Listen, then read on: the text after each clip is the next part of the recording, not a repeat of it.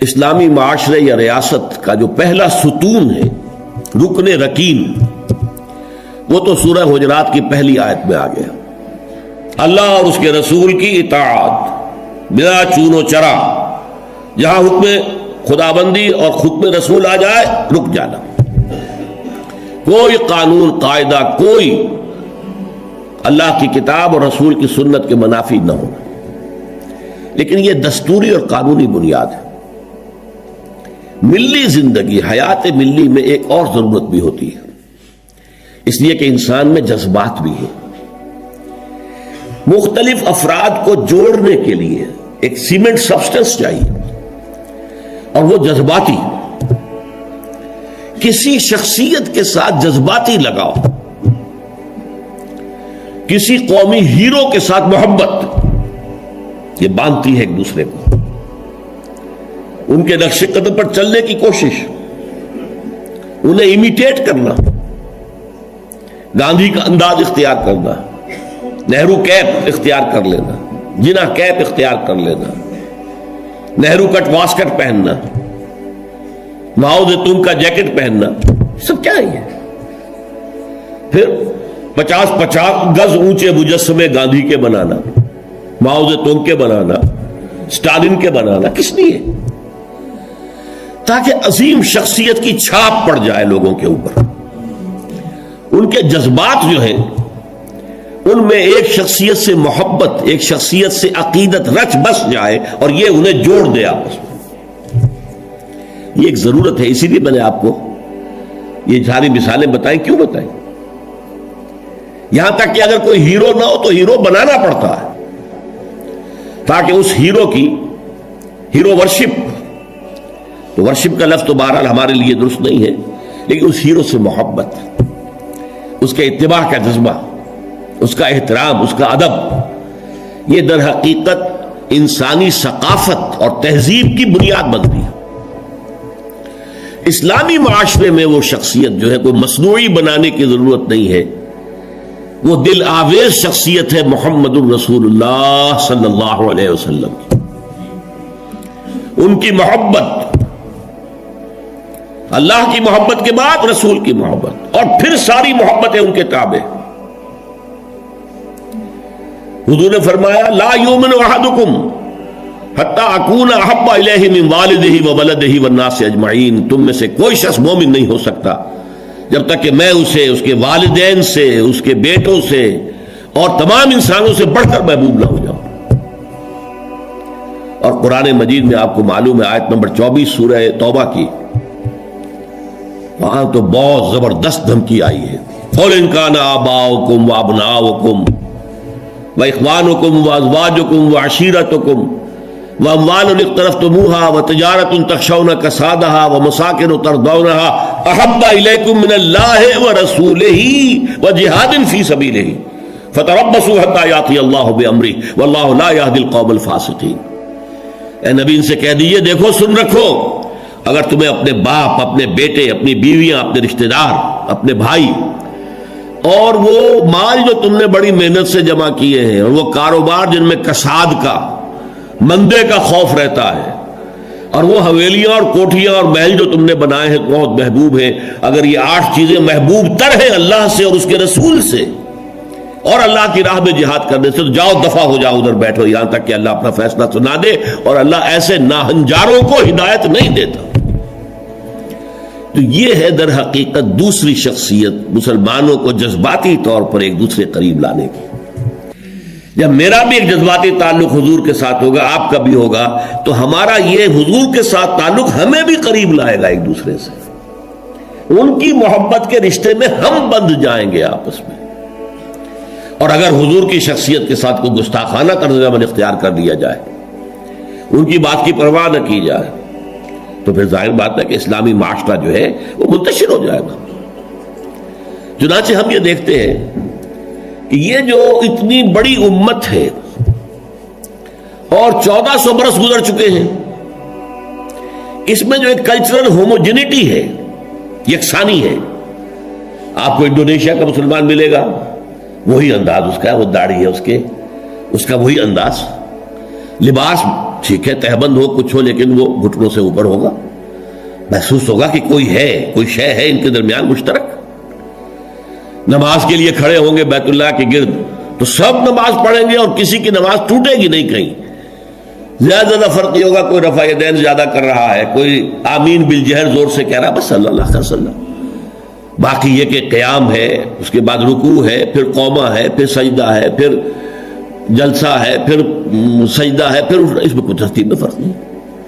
یہ وہ چیز ہے جس نے اس امت کے اندر cultural homogeneity and cultural continuity پیدا کی ہے، نسل بعد نسل، نسل بعد نسل۔ ہم کسی اور ہیرو کو وہ مقام دینے کو تیار نہیں۔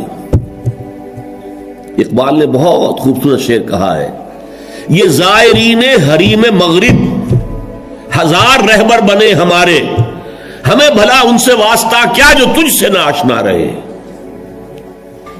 یہ جو ہمارے ہاں کوشش ہوئی قائد اعظم کو ہیرو بنا دیا جائے، محترمہ فاطمہ جناح کو آئیڈیل بنا دیا جائے، اس کی یہاں تک انتہا ہوئی ہے پاکستان میں۔ میرا طالب علمی کا دور ہے یہ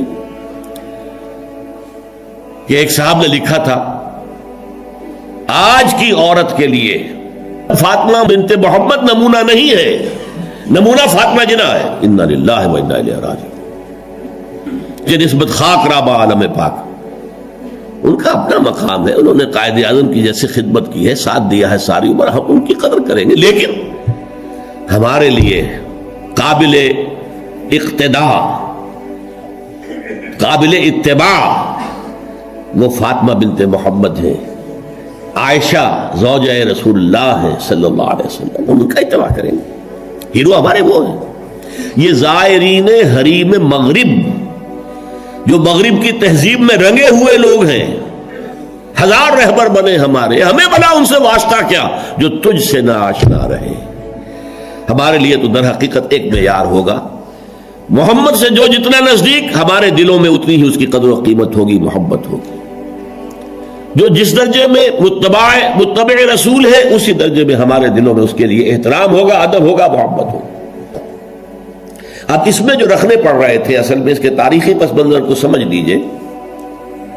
یہ جو سورہ حجرات ہے یہ مصحف میں سورہ فتح کے فوراً بعد ہے۔ سورہ فتح سے در حقیقت عرب میں اسلام کی فتوحات کا دائرہ شروع ہو گیا تھا۔ سورہ حدیبیہ کو بھی اللہ تعالیٰ نے فرمایا یہ بہت بڑی فتح ہے جو ہم نے تمہیں دی ہے، انا فتحنا لک فتحا مبینا۔ اگلے سال خیبر فتح ہو گیا جو سب سے بڑا گڑھ بن گیا تھا یہودیوں کا حجاز کے شمالی سرے پر۔ اگلے سال مکہ فتح ہو گیا، تو فتوحات کا دور شروع ہو چکا تھا۔ جب فتوحات کا دور شروع ہو گیا تو ظاہر بات ہے اب بہت سے لوگ یدخلون فی دین اللہ افواجا، چڑھتے سورج کے تو سبھی پجاری ہوتے ہیں۔ اب اسلام کا وہ دور جو تھا غریبی کا، اور اسلام جو ہے وہ کمزور تھا، ضعیف تھا، وہ دور ختم ہوا، تو وہ چڑھتے سورج کے پجاریوں کی بڑی تعداد اسلام میں داخل ہو گئی۔ لیکن ایک تو یہ ان کی دو تین چیزیں بڑی نمایاں تھیں۔ ایک تو وہ آ کر حضور پر احسان دھرتے تھے، دیکھیے ہم بغیر لڑے بھڑے اسلام لے آئے ہیں، ہم تو ایمان لے آئے ہیں۔ نمبر دو اکھڑ تھے، جو مزاج عرب کا ہے، اکھڑ، ادب اور احترام یہ ان کی لغتی میں نہیں تھی، بہت اکھڑ مزاج، قومن لدہ قرآن مجید نے کہا، جھگڑالو قوم، بڑی اکھڑ قوم۔ لہذا وہ حضور کے اس مقام کو نہیں پہچان پا رہے تھے، بس مان لیا آپ اللہ کے رسول ہیں، انہوں نے مان لیا جی بس، اور کیا۔ لہذا ان سے بعض ایسی حرکتیں سرزد ہو رہی تھی کہ جو احترام رسول کے منافی تھی، اور احترام رسول کے منافی حرکتیں ہوں گی تو ملت اور امت کے پارا پارا ہونے کا اندیشہ ہے۔ سیمنٹ سبسٹنس جو ہے جو جوڑ رہا ہے انہیں، وہ ایک تو قانون ہے، اللہ اور اس کے رسول کے احکام، یہ قانونی اور دستوری بنیاد ہو گئی، اور ایک ہے اللہ کے رسول سے محبت۔ ویسے تو محبت سب سے زیادہ اللہ سے ہونی چاہیے، لیکن ظاہر بات ہے کہ اللہ تو وراء الورا ثم وراء الورا ثم وراء الورا، اس کا تو کوئی تصور ہم کرتے ہی نہیں، کر سکتے ہی نہیں، کریں گے تو وہ شرک ہو جائے گا، کفر ہو جائے گا۔ جو بھی ذہن میں نقشہ جمائیں گے وہ اللہ تو نہیں ہے، کوئی اور شے ہے جو آپ نے بنا لی۔ می تراشت فکر ماں ہردم خدا بندے دیگر، نیا سا نیا خدا بنا رہے۔ لیکن ایک محسوس پے کرے محسوس حضور کی شخصیت، دل آویز شخصیت، حضور میں رحمت، حضور کی شفقت، یہ تو لوگوں کے سامنے تھی نا. حضور کا اعلیٰ کردار، حضور کی پاک سیرت، یہ تو حضور کے سامنے تھی نا. لہذا اصل محبت کا مرکز جو ہے وہ ذات نبی بن جاتی ہے. از خدا، بہت پیارے الفاظ ہیں اقبال کے، اگرچہ ذرا سا اس میں تجاوز ہے. از خدا محبوب تر گردد نبی، نبی اللہ سے زیادہ محبوب ہو جاتا ہے. حالانکہ جب آپ اصول بیان کریں گے تو والذین آمنوا اشد حبا للہ، جو واقعی اہل ایمان ہیں وہ شدید ترین ہوتے ہیں اللہ کی محبت میں.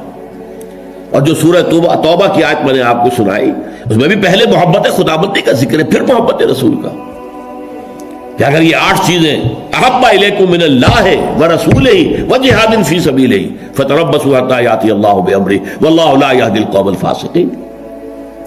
لیکن اللہ تک پہنچانے والا تو محمد ہے نا ہمیں صلی اللہ علیہ وسلم. اللہ کے پیغامات دینے والا ہمیں وہ تو اللہ کا رسول ہے نا، محمد ہے صلی اللہ علیہ وسلم. پھر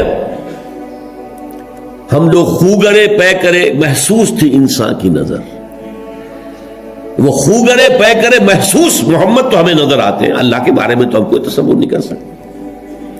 محمد کا کیا کردار تھا صلی اللہ علیہ وسلم اپنی بیٹیوں کے ساتھ، کیسا سلوک تھا اپنی بیویوں کے ساتھ، آپ کیسا کتنی بڑی مثال تھے سپہ سالاروں کے لیے، کتنی بڑی مثال تھے قاضی القضات لوگوں کے لیے، فیصلے کرتے تھے کہ نہیں، قاضی تھے کہ نہیں، کتنا بڑا اسوہ تھے ہیڈ آف دی اسٹیٹس کے لیے. آپ اس ریاست کے ہیڈ تھے اس وقت. کون سی حیثیت ہے جس میں ہم دیکھیں کہ وہاں پانی کو مرتا ہے اور شخصیت جو ہے اتنی عظمت والی یہاں نظر نہیں آ رہی، ہر پہلو سے عظیم ترین شخصیت. تو اس کی محبت اور اس کا اتباع کا جذبہ، اس کے لیے بھی نوٹ کر لیجئے، اللہ تعالیٰ پر بھی پہلے ہمارے لیے لازم ہے اس کی اطاعت اور دوسرے محبت. اللہ کی اطاعت اور محبت جمع کریں تو لفظ بنے گا عبادت، اللہ کی عبادت کرو. رسول کے لیے بھی اطاعت بھی اور محبت بھی، لیکن رسول کے لیے اطاعت اور محبت کو جمع کریں گے اتباع بنے گا، پیروی کرو. یعنی ایک تو ہے حضور نے حکم دیا، اس پر تو عمل کرنا ہی کرنا ہے ورنہ تو ہم مسلمان ہی نہیں ہیں. ایک یہ ہے کہ ہم نے خود دیکھا حضور کیا کرتے ہیں، حضور چلتے کیسے ہیں، میں بھی ویسے ہی چلوں. حضور نے اپنے بٹن بند نہیں کیے تھے، میں بھی ساری عمر نہیں کروں گا. حضور فلاں سفر میں اس درخت کے نیچے سے ہو کر گزرے تھے، میں بھی ادھر سے ہو کے گزروں گا. اب یہ حضور کا حکم تو نہیں ہے نا، لیکن ایک جذبہ ہے، نقش قدم کی پیروی، اس کا نام اتباع ہے. تو جب اطاعت کے ساتھ محبت رسول کی شامل ہو جائے گی تو اس کا نام اتباع ہوگا. اللہ کا اتباع ہم نہیں کر سکتے، اللہ خالق ہے، مالک ہے، مدبر کائنات ہے، اس کی پیروی کیسے کریں گے؟ ہاں رسول کا اتباع جو ہے، قل ان کنتم تحبون اللہ فاتبعونی یحببکم اللہ، اے نبی سے کہہ دیجئے اگر تم اللہ سے محبت کرتے تو میرا اتباع کرو، اللہ تم سے محبت کرے گا. تو اللہ کے لیے اطاعت جمع محبت مساوی ہے عبادت کے، اور رسول کے لیے اطاعت جمع محبت مساوی ہے اتباع کے.